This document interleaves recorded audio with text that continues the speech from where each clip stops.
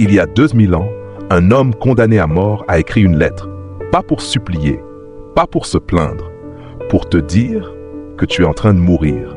Pas d'une maladie, pas d'un accident. Tu meurs de quelque chose que personne n'ose nommer. Tu gaspilles ta vie, seconde après seconde. Cet homme s'appelait Sénèque. Et ce qu'il a écrit ce jour-là est peut-être la vérité la plus violente que tu entendras jamais. Reste jusqu'à la fin de cette vidéo. Parce qu'à la minute 6, il dit quelque chose sur le temps que les gens comme toi et moi refusent d'entendre. Et si tu restes, cette vidéo va changer ta façon de voir chaque journée. Avant de commencer, si tu n'es pas encore abonné à cette chaîne, abonne-toi maintenant. Parce que ce qu'on fait ici, c'est pas du contenu, c'est une thérapie pour hommes qui veulent se réveiller. Et laisse un like. Ça prend 2 secondes. Et ça m'aide à continuer à faire des vidéos qui comptent. Partie 1. L'illusion du temps. Sénèque ouvre son traité de la brièveté de la vie par une phrase brutale. La vie n'est pas courte, c'est nous qui la rendons courte. Laisse ça rentrer. On se lève le matin en disant « je manque de temps ». On se couche le soir en disant « la journée est passée trop vite ». Mais Sénèque te pose une question que personne ne pose. Où est passé ton temps aujourd'hui? Pas le temps du travail, pas le temps des obligations, ton temps, celui que toi tu as choisi. Il dit qu'il y a 3 catégories de gens qui perdent leur vie. Le premier, l'homme occupé, celui qui remplit son agenda jusqu'à étouffer. Réunion, appel, urgence, projet. Il court, il transpire, il produit. Et un jour, à 60 ans, il regarde derrière lui et réalise, il n'a pas vécu, il a juste été utile à d'autres. Le deuxième, l'homme distrait, celui qui fuit. Les séries, les réseaux, les conversations vides. Pas parce qu'il est paresseux, mais parce qu'il a peur de rester seul avec lui-même. Parce que le silence lui rappelle que sa vie ne ressemble pas à ce qu'il voulait. Et le troisième, l'homme qui attend. Quand j'aurai de l'argent, je vivrai. Quand j'aurai du temps libre, je commencerai. Quand les enfants seront grands, quand ce projet sera fini. Sénèque dit, tu n'attendras jamais le bon moment. Le bon moment, c'était hier. Le deuxième meilleur moment, c'est maintenant. Partie 2. La mort que tu ignores. Maintenant, je vais te dire quelque chose que Sénèque dit et que très peu de gens comprennent vraiment. Il dit « Omnia aliena sunt, tempus tantum nostrum est ». Tout est étranger. Le temps seul est à nous. Pas ton argent, il peut disparaître, pas ta réputation, elle peut s'effondrer, pas même ton corps. Il t'échappe chaque jour. Seul le temps est vraiment tien. Et pourtant, c'est la seule chose que tu donnes sans compter. Tu donnes ton attention à des gens qui ne te respectent pas. Tu donnes tes soirées à des écrans qui ne te connaissent pas. Tu donnes tes week-ends à des obligations que tu n'as pas choisies. Sénèque dit que si quelqu'un venait te voler de l'argent, tu cries. Tu portes plainte. Tu te bats. Mais si quelqu'un te vole 2 heures de ta vie, tu dis c'est bon, pas de problème. Pourquoi? Parce qu'on ne voit pas le temps partir.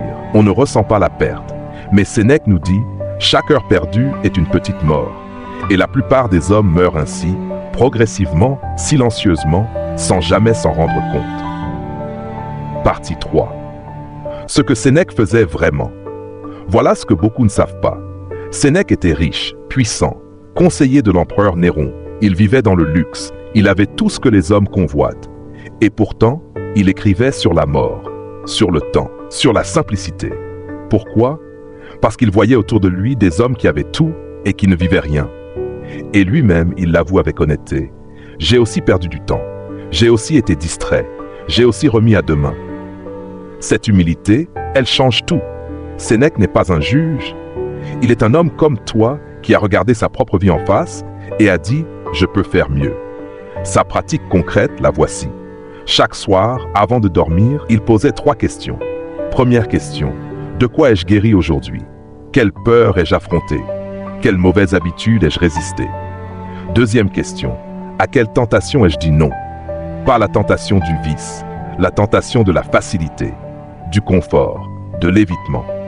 Troisième question, en quoi suis-je meilleur qu'hier? Pas meilleur que les autres, meilleur que toi-même d'hier. Ces 3 questions posées chaque soir transforment une vie ordinaire en une vie construite. Partie 4. Le moment que tu attendais. Je t'avais dit qu'à la minute 6, Sénèque dirait quelque chose que les gens refusent d'entendre. Le voilà. Il dit Tu vis comme si tu allais vivre éternellement. Jamais tu ne penses à ta fragilité. Tu ne remarques pas combien de temps a déjà passé. Tu le gaspilles comme si tu avais une réserve infinie, alors que peut-être le jour où tu t'en remettras à quelqu'un ou à quelque chose, ce jour est déjà passé. C'est pas une métaphore, c'est une réalité physique. Le temps que tu passes à scroller est parti. Le temps que tu as donné à une relation toxique est parti. Les années passées à attendre d'être prêt sont parties. Et elles ne reviendront jamais. C'est pas pour te culpabiliser, c'est pour te réveiller, parce qu'il reste du temps. Maintenant, ce soir, demain matin. La question est, qu'est-ce que tu vas en faire? Partie 5. Les 3 règles de Sénèque pour ton temps. Sénèque laisse 3 principes concrets. Je te les donne bruts. Règle numéro 1. Vis pour toi, pas pour le regard des autres.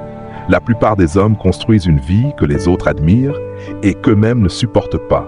Choisis une vie que tu peux regarder avec respect, même si personne ne l'applaudit. Règle numéro 2. Fais moins, mais fais-le complètement. Sénèque détestait l'agitation vide. Il disait que l'homme qui court partout n'arrive nulle part. Choisis une chose, une seule, et sois entièrement là pour elle. Règle numéro 3. Traite chaque jour comme si c'était le dernier, et comme si tu allais vivre 100 ans. Oui, les deux à la fois. Vise avec urgence pour ne pas remettre à demain. Vise avec patience pour construire quelque chose qui dure. C'est la tension que Sénèque appelle la sagesse. Partie 6. La vérité sur les hommes qui se sentent vides. Il y a une phrase de Sénèque qui dérange profondément, parce qu'elle touche exactement l'homme moderne. Il écrit « La plus grande perte de la vie vient de ce que nous remettons toujours au lendemain. » Regarde honnêtement ta propre vie. Combien de conversations importantes as-tu repoussées? Combien de rêves as-tu laissé dormir? Combien de fois t'es-tu dit « Je commencerai lundi. Je vais changer bientôt. Je vais enfin prendre soin de moi. » Et puis rien. Les jours passent, les semaines deviennent des années. Et lentement, quelque chose se casse à l'intérieur. Pas ton corps, ton élan. Voilà pourquoi tant d'hommes aujourd'hui se sentent fatigués même quand ils se reposent. Parce que ce n'est pas le travail qui les épuise, c'est le décalage entre la vie qu'ils vivent et la vie qu'ils savent qu'ils devraient vivre. Sénèque dit quelque chose de brutal. L'homme qui ne sait pas où il va finit par accepter n'importe quelle existence. Et c'est exactement ce qui arrive. Tu commences à tolérer des relations qui t'abîment. Tu commences à accepter des journées qui ne signifient rien. Tu te distrais suffisamment pour ne plus entendre cette voix intérieure qui murmure « Ce n'est pas la vie que tu voulais ». Mais cette voix ne disparaît jamais. Tu peux la noyer, tu peux l'ignorer, tu peux la couvrir avec du bruit, du travail, des écrans, de l'alcool, des obligations. Elle revient toujours, la nuit, dans le silence, quand tu réalises que le temps avance, avec ou sans toi. Partie 7. Pourquoi la discipline est une forme de liberté? Les gens pensent que les stoïciens étaient froids, rigides, sans émotion. C'est faux. Les stoïciens comprenaient simplement une chose que peu d'hommes comprennent aujourd'hui. Chaque habitude est un vote pour la personne que tu deviens. Chaque fois que tu choisis la facilité, tu renforces la faiblesse. Chaque fois que tu choisis la conscience, tu renforces la liberté. Sénèque ne parle pas seulement du temps. Il parle de maîtrise. Parce qu'un homme incapable de contrôler son attention finit toujours contrôlé par quelque chose d'autre. Par son téléphone, par ses impulsions, par les attentes des autres, par sa peur du rejet, par son besoin constant de distraction. Et écoute bien ça. Le contraire de la liberté, ce n'est pas la prison, c'est l'esclavage intérieur. Être incapable de rester seul avec ses pensées. Être incapable de tenir une promesse faite à soi-même. Être incapable de dire non à ce qui détruit ta paix. Voilà la vraie prison. Sénèque disait que l'homme libre n'est pas celui qui fait tout ce qu'il veut. C'est celui qui n'est dominé par rien. Imagine ce que deviendrait ta vie si tu retrouvais cette puissance-là. Si ton attention redevenait à toi. Si tes journées avaient une direction. Si ton esprit cessait enfin d'être dispersé dans 1000 choses inutiles. Partie 8. Le test que Sénèque donnait aux hommes. Sénèque proposait parfois un exercice extrêmement simple, mais presque personne n'a le courage de le faire.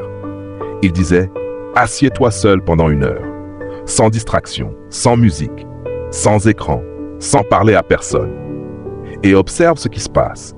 Parce qu'au début, Le silence révèle tout, l'agitation, l'anxiété, les regrets, les pensées que tu repousses depuis des années. C'est pour ça que tant de gens ont peur du calme. Le calme enlève les anesthésies. Mais Sénèque croyait que c'était précisément là que commence la transformation. Quand un homme cesse enfin de fuir lui-même, quand il regarde honnêtement sa vie, quand il accepte ce qui doit changer, quand il arrête d'attendre d'être sauvé. Tu veux savoir pourquoi certains hommes deviennent solides? Ce n'est pas parce qu'ils souffrent moins, c'est parce qu'ils arrêtent de se mentir. Partie 9. Tu n'as pas besoin d'une nouvelle vie. Écoute-moi bien. Tu n'as probablement pas besoin de tout recommencer. Tu n'as pas besoin de quitter ton pays, de changer complètement d'identité, de devenir une autre personne. La plupart du temps, tu as simplement besoin de redevenir présent dans ta propre existence. Manger sans regarder un écran. Marcher sans chercher une distraction. Parler avec quelqu'un sans penser à autre chose. Travailler avec concentration. Dormir avec un esprit calme. Des choses simples. Mais les choses simples sont devenues rares. Et c'est pour ça qu'elles sont puissantes. Sénèque dit que l'homme sage ne cherche pas une vie parfaite. Il cherche une vie consciente. Parce qu'une vie consciente, même difficile, vaut mieux qu'une vie confortable vécue en pilote automatique. Et peut-être que c'est ça que tu ressens en regardant cette vidéo. Pas de la tristesse, pas du désespoir, mais un réveil. Comme si une partie de toi savait déjà depuis longtemps qu'il fallait changer quelque chose. Partie 10, le dernier message de Sénèque. Quelques années après avoir écrit ces textes, Sénèque fut condamné à mort par Néron. Et sais-tu ce qui est fascinant? Les récits disent qu'il est resté calme, pas parce qu'il voulait mourir, mais parce qu'il avait déjà appris à vivre. Voilà toute la philosophie stoïcienne résumée en une idée. La mort n'effraie pas l'homme qui a cessé de gaspiller ses journées. Parce qu'il n'a plus cette sensation horrible « je ne suis pas vraiment allé au bout de ma vie ». Et toi, si demain arrivait plus tôt que prévu, qu'est-ce qui te ferait le plus mal? Les erreurs que tu as faites? Ou la vie que tu n'as jamais osé vivre? Prends cette question au sérieux. Parce qu'à partir d'aujourd'hui, chaque heure peut devenir soit une fuite, soit une construction. Et personne ne peut choisir à ta place. Alors ce soir, éteins le bruit. Assieds-toi quelques minutes seul et demande-toi honnêtement. Si Sénèque regardait ma manière de vivre, dirait-il que je possède mon temps ou que je suis possédé par lui? Si cette vidéo t'a parlé, écris simplement en commentaire « Je reprends mon temps ». Pas pour moi, pour toi. Parce que le premier changement commence toujours par une décision intérieure silencieuse. Et si tu veux continuer ce chemin avec nous, abonne-toi. Chaque semaine, on explore les idées les plus puissantes de la philosophie antique pour aider les hommes modernes à retrouver leur esprit, leur discipline et leur paix intérieure. Pas demain, maintenant.